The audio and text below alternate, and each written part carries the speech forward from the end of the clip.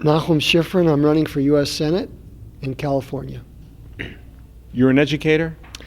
I've been teaching for 25 years in LA City schools, trying to raise the bar and give kids a sense of American exceptionalism and why it's unique to be an American. What do you think sets you apart in qualifications to serve and defeat Diane Feinstein? Well, I'm a community organizer, just like Barack Obama. Now, the truth is that that may have worked for him, but I don't think it's going to work for me. What sets me aside is that I'm somebody that has a big world picture. The other candidates, for whatever reasons, are uniquely insular. I, for example, speak 5 languages. I've traveled all over the world. I've lived all over the world. I see America the way others see us. I see the problems that are unique to America, and I see the problems and challenges in a perhaps a unique way that other candidates don't see. So that's one thing that distinguishes me from the others. The other thing is, after teaching for 25 years in a corrupted system of multiculturalism and diversity and all that sort of thing, I see firsthand the destruction upon America that our radical socialist inspired leaders are waging against our students in our schools. So I think that that's a unique point of view that very few others share. From a foreign policy perspective, what awareness do you have, you think, that you can help not only the state of California, but the country in whole? Well, first of all, having lived all over the world, I've seen true tyranny and despotism, which most people have not. I lived, for example, in Germany for several years, where I actually witnessed with my own eyes the infamous Berlin Wall and the entire force of East Germany on that wall against its own citizens, with a order to shoot anybody that would try to escape from the east to the west. I've seen people killed going across that wall. When you see fascism up close, you never forget it.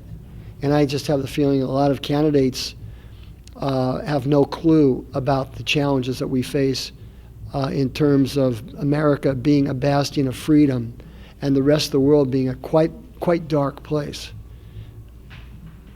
How about the notion of statism under the Obama administration? How would you serve, you think, California against an increasingly socialistic potential Obama second term? Well, first of all, the second term for Obama will be the end of the United States as we know it.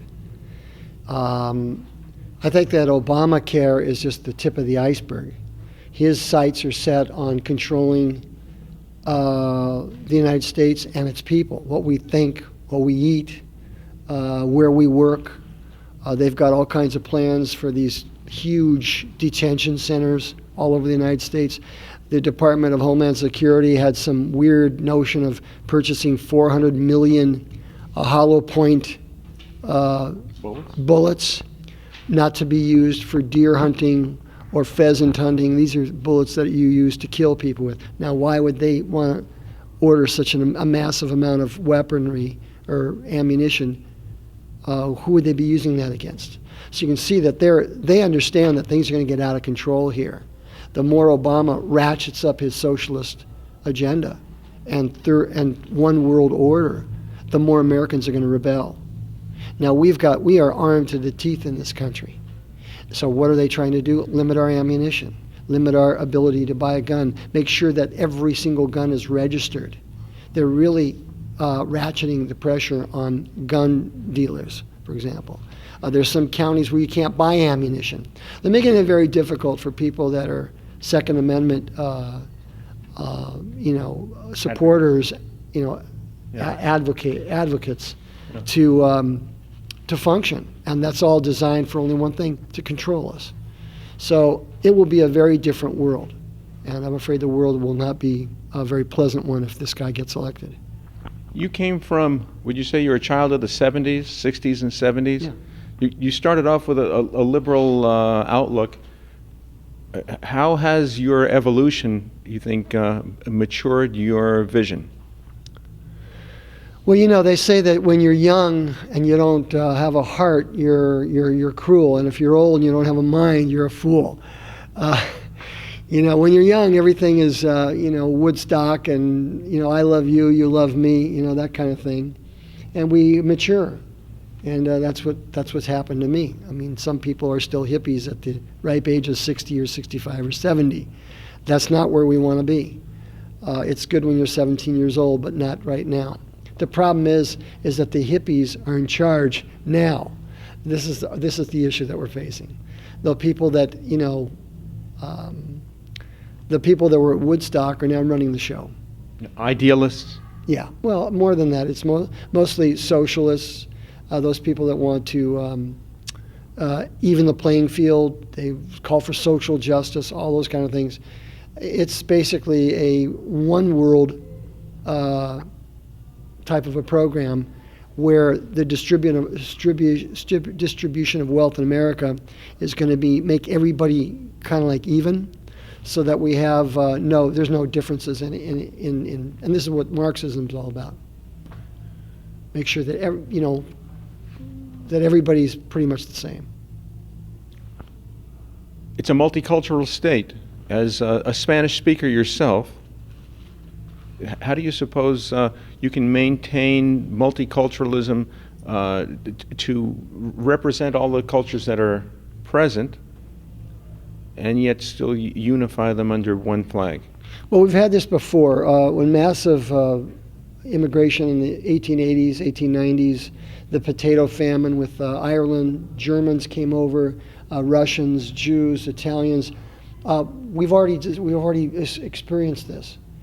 The bottom line is that everybody came here with the intention of being an American. They came here with the intention of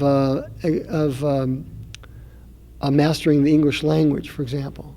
And there was no accentuating of differences between, different nationalities.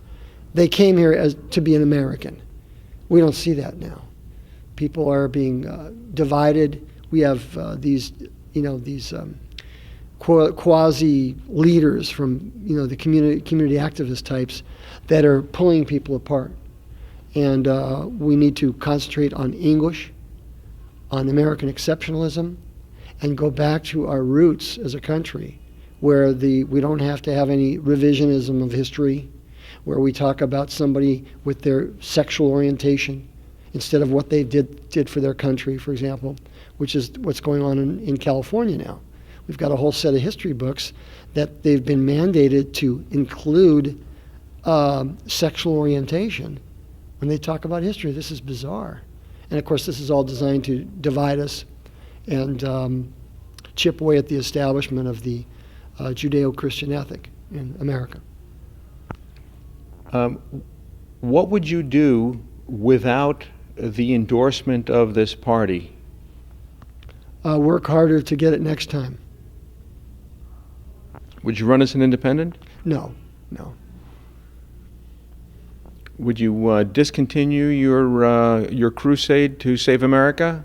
No, I don't think so. I think that what I'm saying is what people are thinking, and the fact that right now it may not be evoke a wave of support and massive amounts of campaign contributions. Nonetheless, the campaign goes on, because this is what the left understands. Somebody who is hardline, somebody who is not going to compromise on their principles, and someone who's pro-America. And when they see that, they'll just scatter like the wind. And I believe that my candidacy is something that raises people's eyebrows, because I'm saying those things that are going to save America, despite whether they're politically correct or not. Do you think Californians would vote for an Orthodox Jewish rabbi? Well, they seem to be ready to vote for radicals, communists, people that are, for example, Muslims that would wear a burqa or some sort of identification of the Islamic faith. Yeah, I think that the time is right. Absolutely. If Joe Lieberman did not get a lot of support as vice president because of his Judaism, are you concerned about anti-Semitism costing you votes? I'm not so sure that Joe Lieberman didn't get the support because of his Judaism. I think he was too liberal. He's a liberal. And the fact that he's an Orthodox Jew, that doesn't change the fact that he's a leftist. And people are not, they don't want that. I think that people have matured to a large degree. There are those people that see, they try to pigeonhole you into a certain category by the way you look. But I think that the American voter has matured to a large degree. I don't come into any anti-Semitism. None. That's not an issue. The issue is, what are we going to do to ensure that our kids are going to have an America that we had when we were kids? Right now, there's a big question mark. And this is the thing that people are worried about. The fact that I have a beard or look different, they're hearing what I'm saying, and they understand what my intention is, and that's what they're concerned about. The issues that you stand strong on. Absolutely. Right. And in a nutshell, those issues, you think that you stand stronger for California than Diane Feinstein? What are the primary issues you think are your advantage? Well, Diane Feinstein is a leftist. She's a radical leftist who happens to be very wealthy. So I don't know if you'd call her a communist. Perhaps she could be in her own category of rich communist.